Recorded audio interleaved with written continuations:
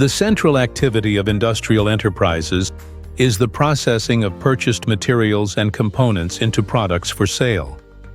The scope of these processes varies from product to product and may also vary for a given product, depending on the degree of processing of the materials and components purchased.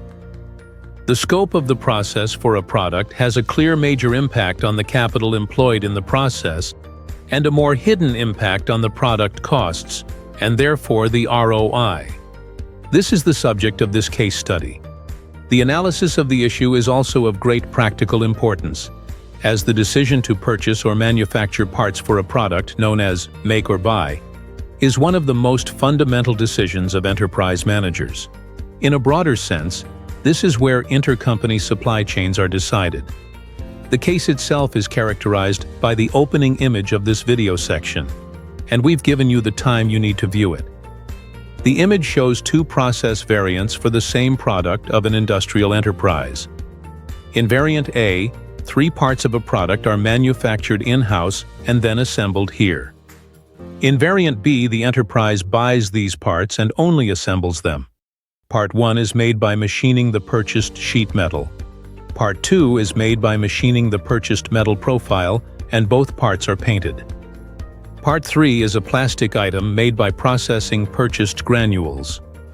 The way variants are displayed respects the traditional division of products into purchased and manufactured parts according to the Bill of Materials, BOM, and the division of processes on manufactured parts into operations performed at specific work centers.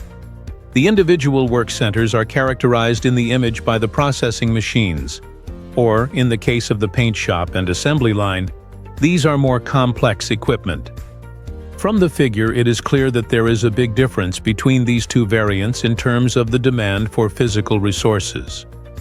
Both variants have the same assembly line, and all the processing machines and equipment exist only in variant A.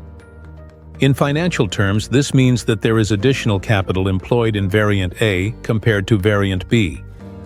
Every physical object in an industrial enterprise represents capital, and there is the following relationship between the basic structure of physical objects and the basic structure of capital. Physical objects are typically divided into 3 main groups: buildings and land, machinery and other equipment. Inventory of materials, semi-finished and finished products. The capital embodied in these physical assets is divided into fixed capital and current capital. Fixed capital consists of enterprise buildings, land, machinery, and other long-lived equipment. Current capital in its physical form is embodied in the inventories of various types of short-term circulating assets. It is not difficult to imagine that, compared with B, variant A requires additional fixed capital, not only in the form of processing machinery, but also in the form of other equipment and building space, as well as current capital in the form of inventories. However, it is not enough to simply note the existence of capital employed and its components in the process. It is necessary to identify the relevant physical objects in which the capital employed is contained and to measure it for each of these objects. In this crucial context, the following oft-quoted words of Lord Kelvin are extremely relevant. If you cannot measure, express in numbers, what you are speaking about, it may be the beginning of knowledge, but you have scarcely advanced to the stage of science. If you can't measure it, you can't improve it.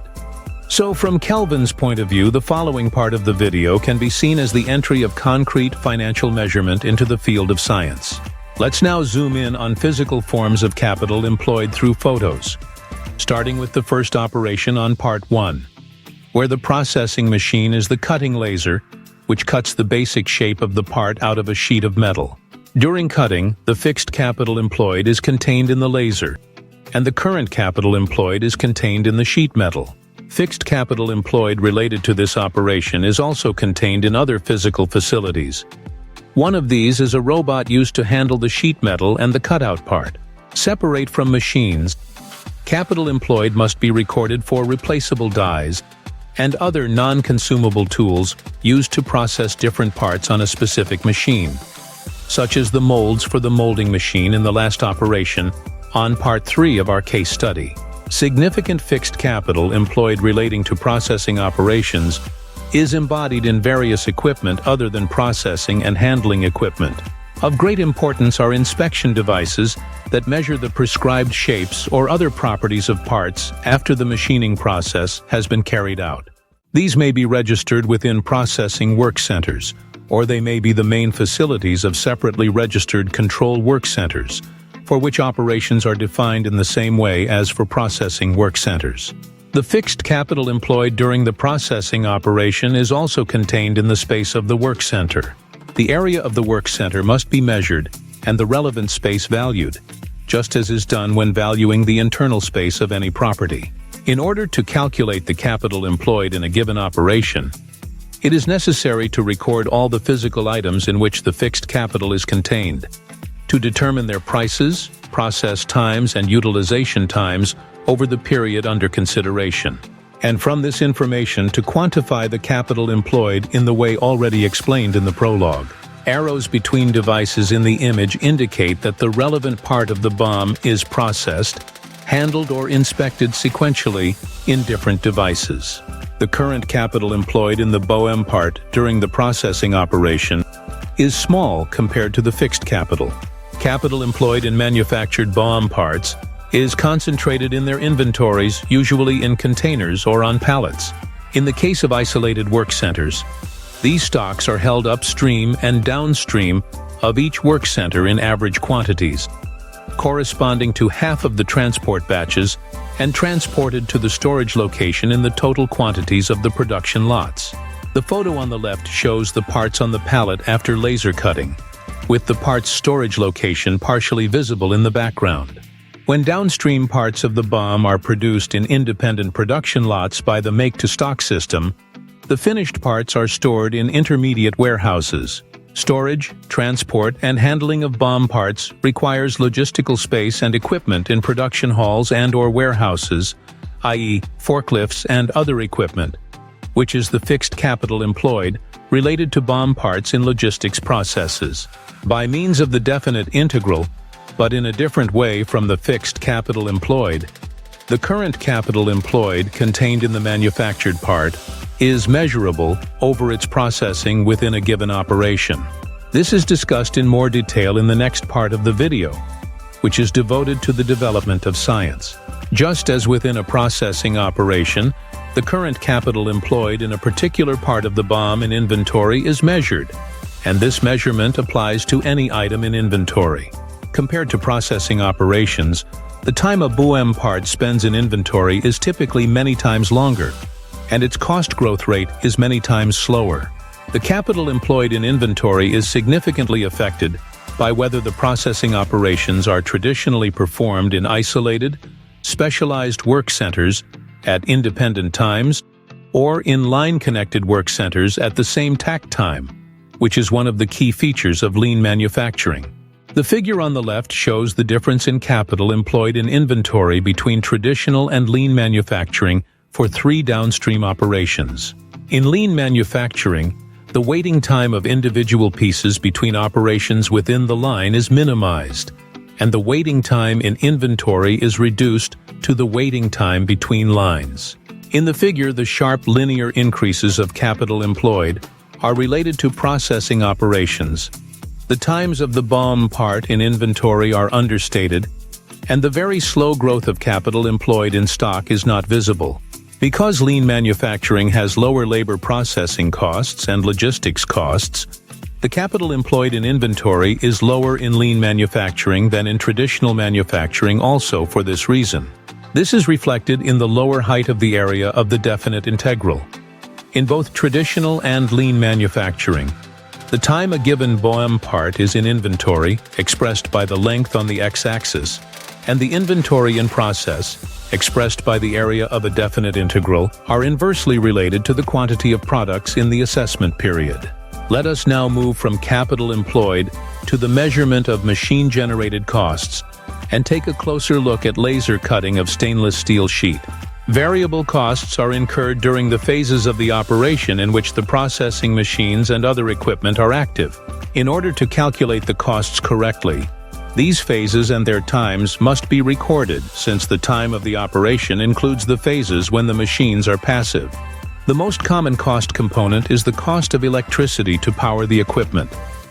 In a laser, electricity is mainly used to thermally cut the material. The electricity cost of cutting the part is the product of the cutting time, the laser power, and the price of electricity. In the example in the table on the left, where the cutting time in minutes is 2, the laser power in kW is 1.5, and the cost per kWh of electricity in euro is 0.2. The cost of the electricity generated by the laser is 0.1 euro. As the cutting time is given in minutes, and the power consumption is measured in kilowatt hours, the product of the values in the first 3 columns is divided by 60. Cutting time can be measured or calculated from the physical parameters of the laser and the material being cut. In the example, a cutting time of 2 minutes is created by the product of a cutting speed of 1.1 meters per minute and a cutting length of 2.2 meters. The cutting speeds for a laser of a certain power depend on the type and thickness of the material, and are specified in the technical tables. In our case, the material is stainless steel with a thickness of 5 millimeters. The case demonstrates the calculation of the cost of the laser cutting process phase on the consumed resource, electricity, from the physical parameters of the process, cutting speed, cutting length, and laser power. More broadly, this should be seen as a demonstration of the link between physics and finance, in which the physical parameters of phenomena are factors of their financial parameters, and the financial parameters are used to judge the merits of different physical solutions to particular problems. Using a laser to cut materials is not the only option, and given the product requirements, some of the alternatives may provide satisfactory results at a lower cost and/or capital employed. Power consumption is just one of a number of cost components in the laser cutting process. Other variable costs are generated by physical consumption of nitrogen and demineralized water. These also depend on the cutting time, and each has a specific price. The calculation is the same as for electricity. There are also variable costs associated with nozzle wear. These costs are determined by the cutting time, the nozzle life in cutting hours, and the price of the nozzle. The variable costs associated with the running time of a laser or any other machine are also generated by maintenance. Its content and timing are planned in the maintenance department. From a capital employed perspective, a distinction must be made between external and internal maintenance. For internal maintenance, the space and equipment of the maintenance department, which contains enterprise capital, must be taken into account. External maintenance is a purchased service that does not involve enterprise capital. The costs of planned maintenance actions for the laser cutting of the part is calculated as the costs of each maintenance action multiplied by the ratio of the laser cutting time to the machine running time, after which planned maintenance is performed. Laser operation also requires lubricant consumption, which is also standardized per unit of cutting time. And the cost of lubricants is the product of the lubricant price and the ratio of cutting time to consumption per unit of cutting time. The items consumed in connection with the activities of the various processing machines and equipment and the generation of variable costs are different. As far as the energy used to produce heat for processing is concerned, gas is essential. This is relevant in our case study for the melting of granules for the production of plastic part 3 in the molding machine and in the drying section of the paint shop where the production of parts 1 and 2 ends. As with processing machines, electricity and maintenance costs can be recorded in PPRoi for a robot and other electrically powered handling and inspection equipment.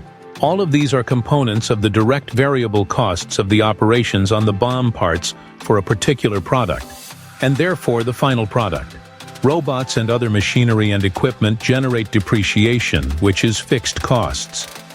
As in the case of capital employed, the depreciation, calculated for the time of given operation, is increased by the corresponding value when the equipment is not used within the period under consideration.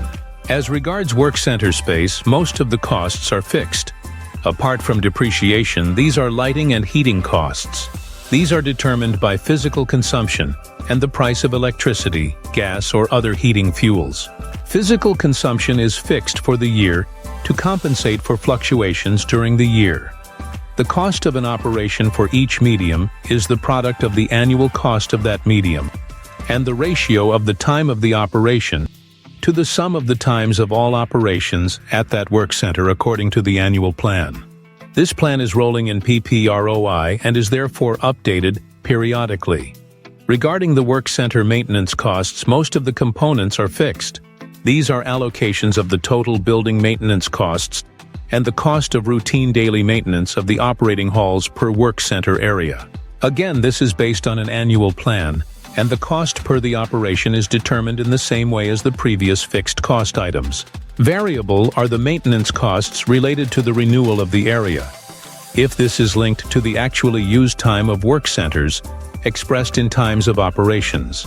The calculation of the cost of the operation is analogous to that of planned machine maintenance. PPRoi summarizes the values of each type of direct production costs generated by the machines and the production hall space, calculated for processing operations, into the values of these costs components for individual products according to the BUM.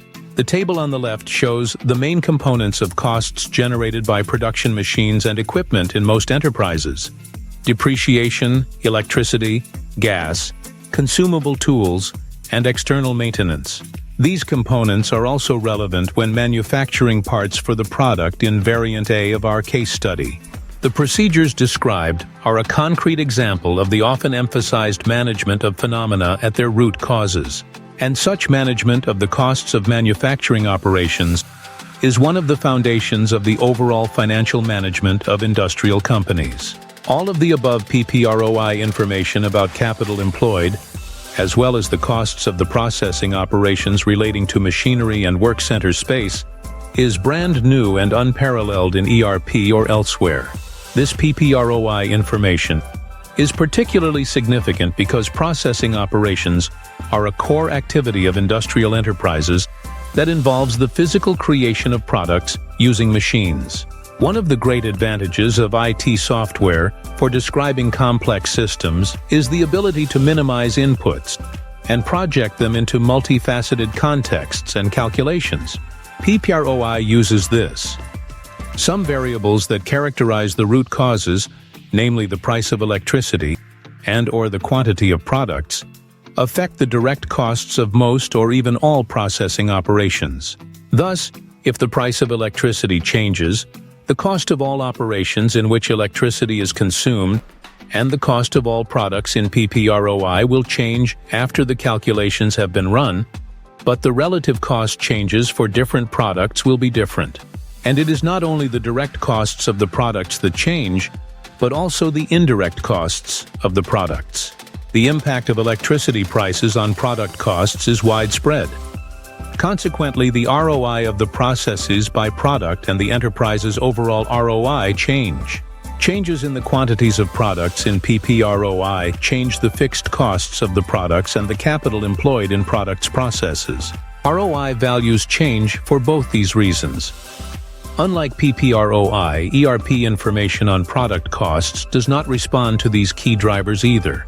If the electricity price changes in the ERP records, the calculated product costs do not change.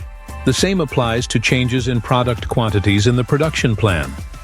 ERPs do not contain information on product costs incurred through electricity consumption, nor on other cost components generated by specific resources. The only exceptions are direct labor and direct material costs. Soon after the first computerized production planning and control systems emerged, the hourly monetary rates of work centers were introduced in order to calculate the non-labor costs of each operation.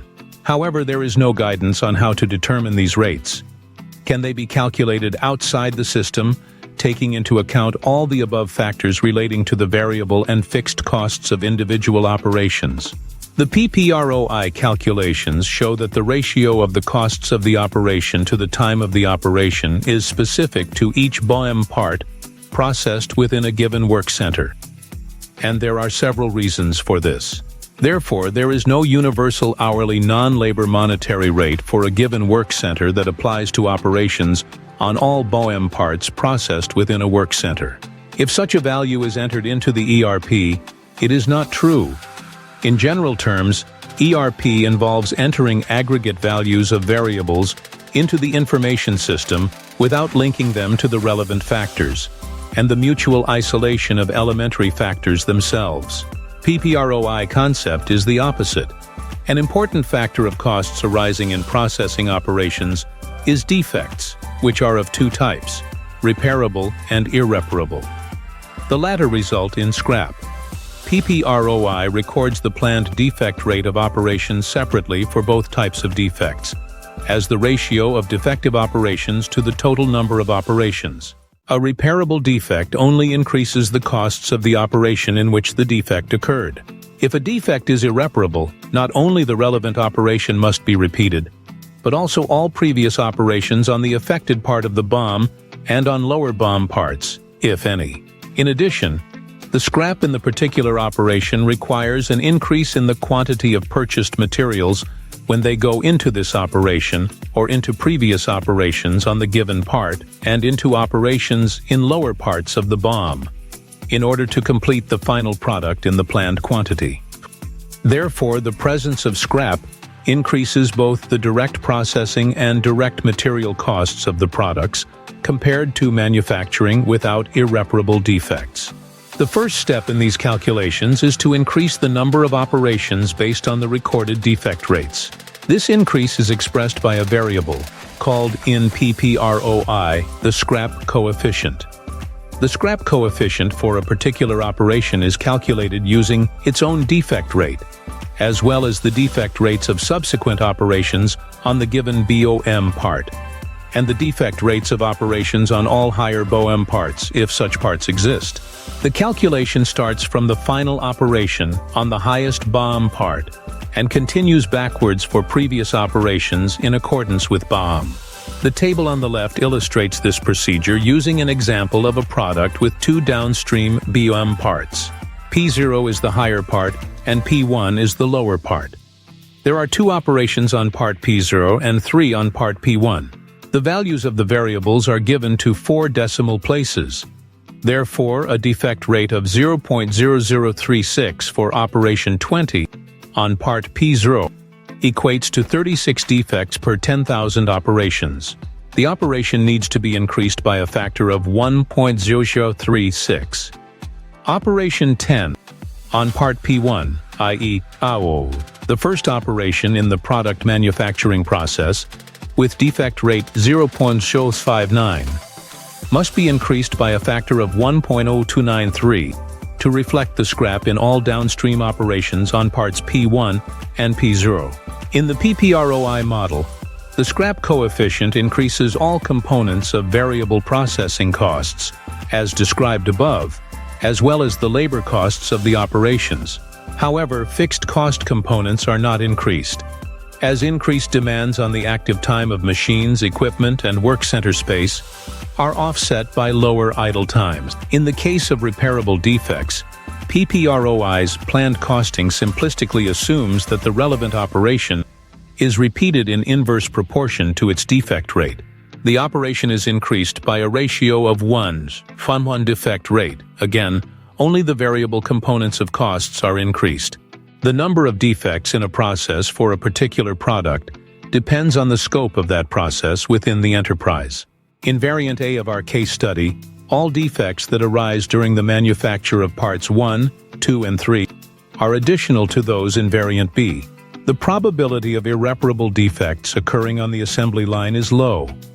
However, defects may be there found in manufactured parts that have escaped the control of the processing operations on BOM parts, and these defects must be reflected in the defect rates of the relevant operations. It makes no sense to compare PPM, i.e., the number of defects per million units of a product at different process scopes for a given product in the enterprise.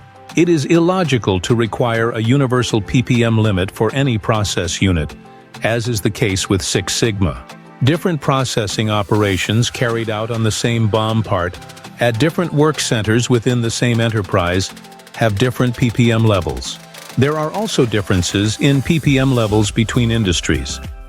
Moreover, process defects are not random variables with a normal distribution. If a defect occurs in a processing operation due to a machine or tool, and if there is no immediate 100% inspection, then the same cause will continue to create defects in other parts of the production lot until the defect is detected. Therefore, in a systematic sampling inspection, if a defect is detected, all parts processed since the previous inspection are checked backwards. The different planned defect rates, or ppm, of different operations on a given BOM part should reflect past defect rates and their expected reduction at specific work centers.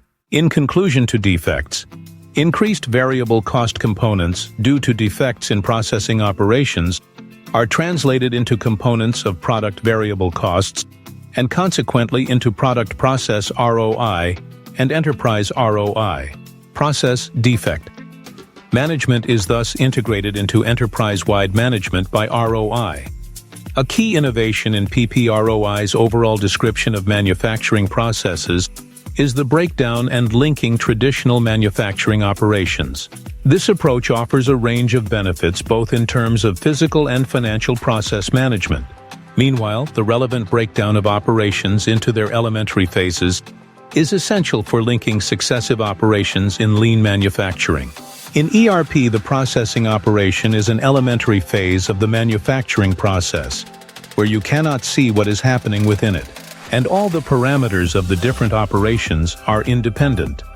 With a little exaggeration, the operation can therefore be labeled as an isolated black box. As mentioned in the prologue, it is not possible to record handling robots within operations in ERP, and therefore it is not possible to calculate the costs they generate. The same applies to other equipment. In PPRoi, a particular processing operation is described as a sequence of process phases on a given part of the BOM called the microphase of the operation. For the definition of the microphase, the determining factors are the resources acting in them, the people and the equipment. The number of people is recorded, and the equipment is categorized as passive, i.e., inactive, or active. A microphase contains either a single resource or a combination of two or more resources.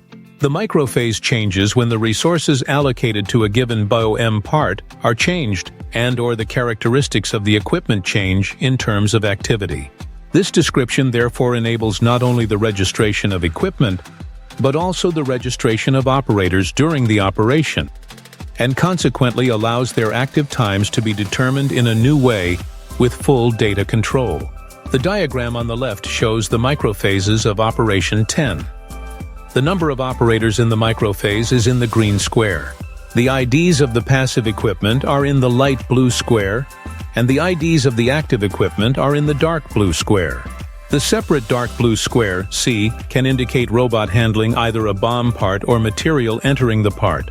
The blue square, G, can indicate that the part is being processed by an automatic processing machine. The combination of passive, G, and active, L, can indicate a robot L inserting a part into a waiting automat G. In the diagram, operators are listed in their standalone activities and in combination with passive equipment. However, in the microphases of other operations, they may also be combined with active equipment. Furthermore, the number of operators involved in a microphase can exceed 1. 3 parameters are defined for each microphase: the microphase time, the microphase lot, i.e., the quantity of a given part within the microphase, and the microphase frequency coefficient. The latter is equal to 1 if the relevant microphase is implemented for each BOM part. If the microphase is implemented less frequently, the coefficient is lower than 1. For example, if quality control is performed on every 20th part, the coefficient is 1/20, i.e., 0.05. PPRoi processes this information on microphases of operations, both when calculating the cost components generated by individual resources and when physically planning lean manufacturing. The linking of downstream operations in lean manufacturing has already been discussed in the context of the capital employed in a BOM parts inventory and demonstrated for 3 operations. In terms of processing machines and operators, the figure on the left illustrates this type of process. In the figure, one operator is manning all 3 work centers. If the work centers were isolated, the operators would be underutilized. Lean manufacturing therefore reduces inventory and logistics costs while increasing labor productivity and reducing direct labor costs. The U-line layout of the work centers is not a requirement, and lean manufacturing is feasible even for the parts in variant A of our case study. However, even the arrangement of work centers into line and their work in the same takt time has an economic optimum. Exceeding this optimum leads to an excessive number of machines, i.e., excessive fixed capital with negative impact on ROI. Describing direct manufacturing processes through microphases of operations is relevant in general, whether the operations are isolated or line-connected. Without a record of the machines and equipment used in the process for a particular part of the BIOM, it is impossible to correctly calculate the costs that these resources generate and, consequently, the total direct manufacturing costs of the products. In this situation, calculating the ROI of processes by product would also be biased. And managing products, processes, and resources by ROI, a declared overall unique characteristics of PPRoi, would lack the necessary information on crucial, specific resources.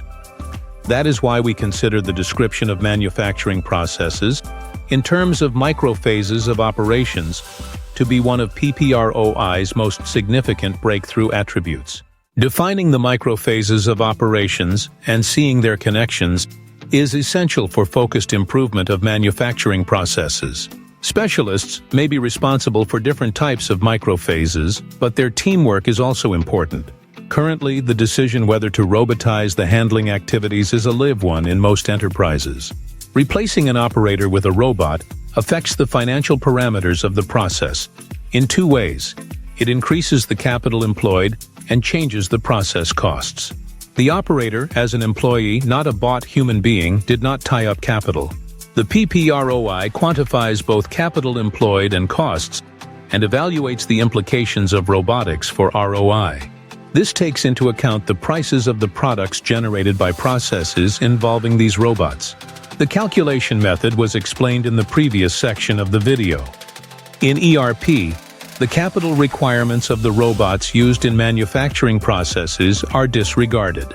The same applies to financial calculations elsewhere, unless a definite integral is applied. The question is whether the costs generated by robots are also calculated outside of PPRoi, and if so, how robots are accounted for in the process records, and what data is used to calculate costs.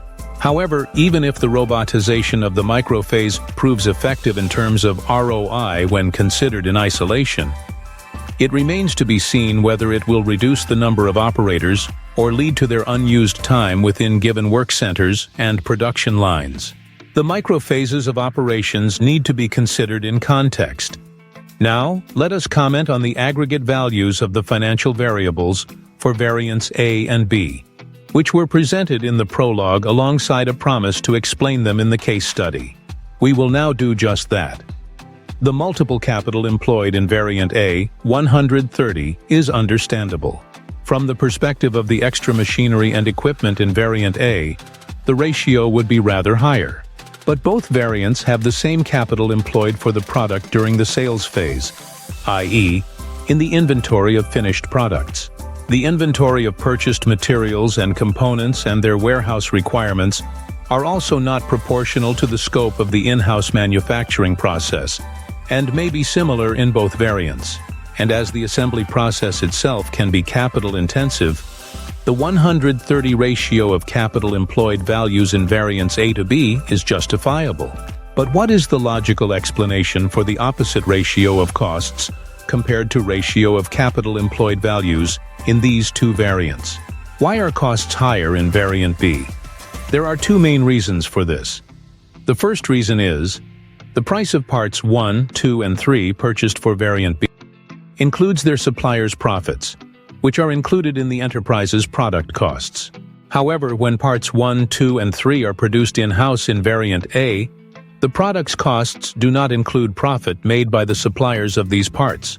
The second reason for the higher costs of variant B is that purchasing these parts from different companies incurs transportation and other logistics requirements. The transport companies increase their costs by profit when setting the transport prices, which are passed on to the cost of the product in variant B.